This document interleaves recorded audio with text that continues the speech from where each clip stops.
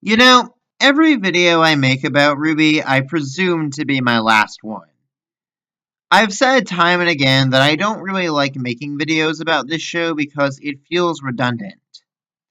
Dozens upon dozens of other people have already done their own video essays and rewrites, and I've even talked about the reasons why in my last Ruby-centric video. I much prefer to weigh in on a topic only if I feel like I can add something new to the conversation, which feels nigh impossible to do with a series like this. I really don't want to become another voice in the echo chamber endlessly bashing on this show's faults, especially when I feel that my time and creative efforts are better directed elsewhere. And yet, somehow, I keep coming up with ideas for Ruby videos that will not leave my mind space until I get them out there in the open. That being said, I am fully aware that this is probably going to not be my most original upload on the subject. As I've said before, there are plenty of other Ruby rewrites out there, and frankly, some of the things I talk about in this video will probably be ideas that other people have already gotten to before me. I honestly wouldn't know because I've only ever actually watched a handful of those rewrites. Just try to understand that all the talking points I raise in this video will be ideas I came up with entirely on my own. I'm not out here trying to directly copy anyone, and if I end up doing so, feel free to let me know. Politely, if you don't mind. With that being said, I need to stress, this is not going to be a full-on rewrite. Rather, the purpose of this video is to discuss a few of Ruby's more infamous talking points and a few different ideas for how they could have been handled. I've actually made a Tumblr post on this very topic, but I wasn't entirely happy with some of the decisions I made in that one, partially because I was really conflicted about the direction I should go with certain plot elements. I guess, more than anything, this is just going to be throwing out some rough draft ideas for a theoretical rewrite and seeing what resonates with people the most.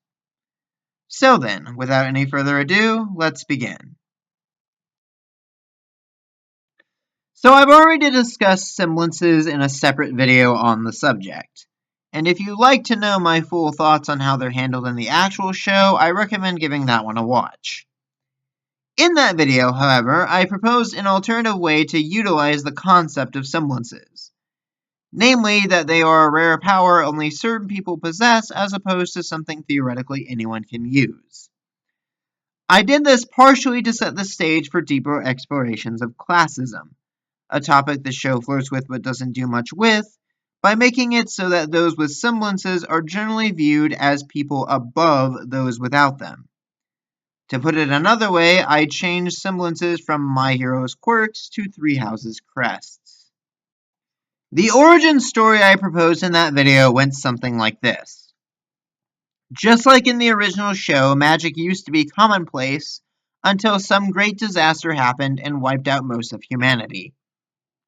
Unlike the original show, however, I wrote that some humans survived and slowly repopulated the world rather than the entire species evolving back from nothing.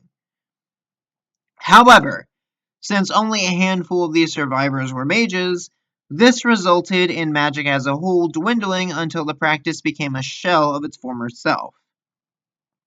Now, magic exists only in the form of semblances, specific spells that have survived and been passed down through certain bloodlines dating back to the surviving mages.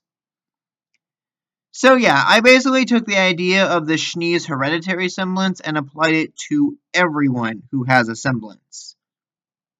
I also proposed the idea that certain characters have their semblances removed entirely, since a lot of them were really rather pointless, like better reflexes or being stubborn, things that people could theoretically just have by default. Ultimately, this approach to semblances is meant to tie more into the ideas of bloodlines and legacies in the world of Remnant, another concept that the show touches on but doesn't do much with beyond Weiss's entire arc and Ruby's existential crisis in Volume 9. With that being said, I have since come up with an alternative method for how semblances could function that I feel has a lot of potential for interesting plot lines. The premise is similar to what we had before, but instead of spells being passed down through blood, they are instead contained within a handful of tomes that can theoretically be used by anyone to learn magic. These tomes, however, are largely safeguarded by powerful and wealthy families who only allow their kin to make use of them. This can also be used to explore the ideas of classism and privilege, but does so by making magic a resource that's hoarded by the upper class. This could also potentially lead to plot lines about tomes being stolen, or even sold in a form of black market. Illegal auctions could be held for powerful spells. Hell, maybe the White Fang could be an organization devoted to stealing tomes in the hope of making magic more accessible for the common folk. We'll get back to them later when we touch on Faunus, though. Regardless of which route you want to go, though, I stand by the categorization system I established in my semblance video. Semblances in RWBY technically already have categories, but there are so many and they feel pretty loosely defined, so I took the liberty of streamlining them into just 5. Again, I've already covered this before, but I'll go over it again for anyone who may not have seen that video. Effectively, I like to boil down semblances into 5 types: augmentation, illusion, elemental, conjuring, and distortion. Augmentation allows the user to enhance their physical abilities or alter their body in some way. Examples of this would be Harriet's super speed or Rhodes' metal skin. I would also personally change the Branwyn twins' default semblances into their bird shapeshifting to fit them into this category. Illusion would, of course, be semblances that cause hallucinations or distortions in one's perception of the world. Emerald would be the most standout example of this, but Shion Zaiden's dream-based powers could also fit into the illusion category. Furthermore, to help illusion-based powers stand out a bit more, maybe we could narrow down specific users' exact limitations. Like, Nia's power exclusively lets her disguise herself as other people, while a semblance like Emerald's might focus more on manifesting someone's fears. Just a thought. Conjuring would involve creating familiars or constructs. The most obvious example would be Weiss's summoning. And I know this is going to be a bit controversial, but hear me out. I feel like the knight should just be the extent of the Schnee family semblance. Weiss's glyphs are frankly way too overpowered and versatile as they are. She effectively has multiple semblances in one. In fact, her power is so good that we barely even see her utilize techniques like time dilation or binding anymore. I think just having the Night Summon be a powerful conjuring spell passed down through the Schnee family would be more than enough, especially if we want to keep the idea of Weiss struggling to actually use it for the early story. Distortion would involve powers that can alter reality itself. Examples of this would be opening portals like Raven or freezing people in time like Marrow. I also feel like Crow's bad luck power could be a curse placed on him by another person's distortion spell, rather than his default ability. Lastly, there's Elemental, which would obviously be any power that involves controlling or channeling an element. Although, being honest, a part of me is tempted to axe this category altogether. Why? Well, okay, we all know the problems with the Maidens. In addition to just being living keys to open the vaults, the fact that any Maiden can wield any element makes the very concept of their seasonal theming redundant. Spring should just control earth or flora, winter should just get ice, fall gets wind or darkness, and summer gets fire. Everyone knows this, and there have been like a billion different proposals for how they could have been handled. I'm only going to go over a few of my personal favorite options, though. Option 1. The seasonal powers stem from one of the oldest and most powerful mage bloodlines in all of Remnant. There is no gender requirement for wielding them. We can still theoretically have some kind of ritual or MacGuffin that allows them to be transferred between people, though. Option 2. The magics of the seasons are an exceptionally rare and potent form of spell that are so dangerous their very existence is kept secret, probably by Ozpin. The tomes containing these magics are hidden and kept safe all across Remnant. They would effectively be replacing the 4 relics in this version. Option 3. The gods of light and darkness are replaced by gods of the seasons, who either give the maidens powers or are themselves the maidens. They don't necessarily need to be gods either. The whole conceit of this idea is really just taking the maidens and turning them into legendary/mythical/divine beings. I also still don't think they all need to exclusively be female, but this is the option that seemed most fitting for keeping that plot point if you were to insist on it. Whichever of these options you might choose, there are 2 points that I stand by regarding the seasonal powers and their role in the plot. That obtaining all of them should be Cinder's primary goal, and that Team RWBY should eventually be the ones to get them. However the powers are obtained, whether they are contained in powerful tomes or taken from divine beings, the obvious elemental themes of Team RWBY fit way too perfectly with each of the 4 seasons for this not to be a thing in some capacity. Cinder attempts to gather all the powers for herself, is defeated, and the main girls manage to take the seasonal powers for themselves, which will in turn prepare them for whenever Salem enters the picture as an even more dangerous antagonist. So then, with the powers of the elements tied to the maidens and possibly semblances, that sort of makes Dust a tad redundant, don't you think? I certainly don't mind the addition of these energy crystals that can serve as a power source for Remnant's crazy tech, but I also don't think they necessarily need to be elemental powers. In fact, I've always been rather intrigued by the concept of Dustweave, a concept that the show kind of forgets about altogether after a while, despite it being established very early on. The idea of weaving this magical substance into clothing would actually be a really cool justification for why many characters wear less than practical outfits during combat. Like, okay, I'm not saying characters in an anime must dress hyper-realistically or practically all the time, but I think an argument can certainly be made that the show's character design has been a tad all over the place over the years. Having Dust, and by extension Dustweave, serve as an excuse for characters dressing stylishly for combat is just a really fun idea for me. You can also still find ways to implement it into weapons if you want.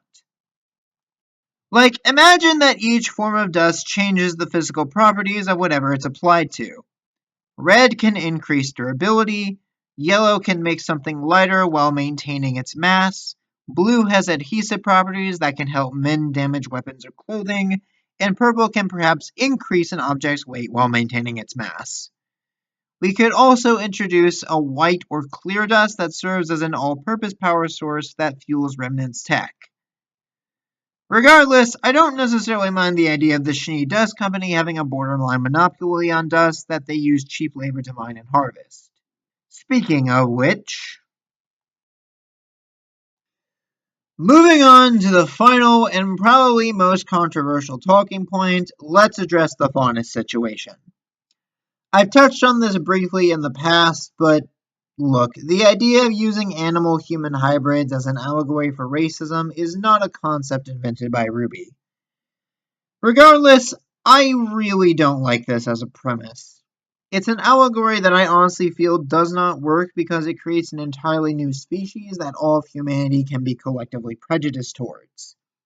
Prejudice of any kind is bad, but the Faunus plotline really fails to do the topic justice, especially since it ultimately gets dropped pretty much entirely in favor of the big apocalyptic battle for the fate of the world. Also, as far as fictional animal people go, the designs for the Faunus are just really lazy. Like, I'm not saying you have to make them full-on furries, but you can do so many more interesting things with the premise than just regular person with one animal feature stapled onto their bodies. Most of the time, these animal features don't even make sense. It's a lot of your typical anime ears coming out of the top of the head, or tails somehow fitting through pants situations, that really don't work if you stop and think about them for like 5 seconds. So, what do I propose? Well, there are 3 ideas I have in mind to address the fauna situation. Option 1, which may be the most controversial, is to just remove them from the plot entirely. I genuinely think that if RWBY is going to try to have any kind of social commentary baked into its narrative, the story is better suited to the aforementioned classism/elitism subplot. If, for example, we go the route of making magic a resource hoarded by wealthy families who safeguard their magic tomes, the White Fang could be retooled into a group that wants to make magic more accessible to anyone and everyone. Stealing tomes, illegally distributing dust. You can still have Blake as a character revolve around being a former freedom fighter before the group went too far, but I think this direction would allow her arc to better fit into the grander narrative. It was more directly tied to Remnant's magic.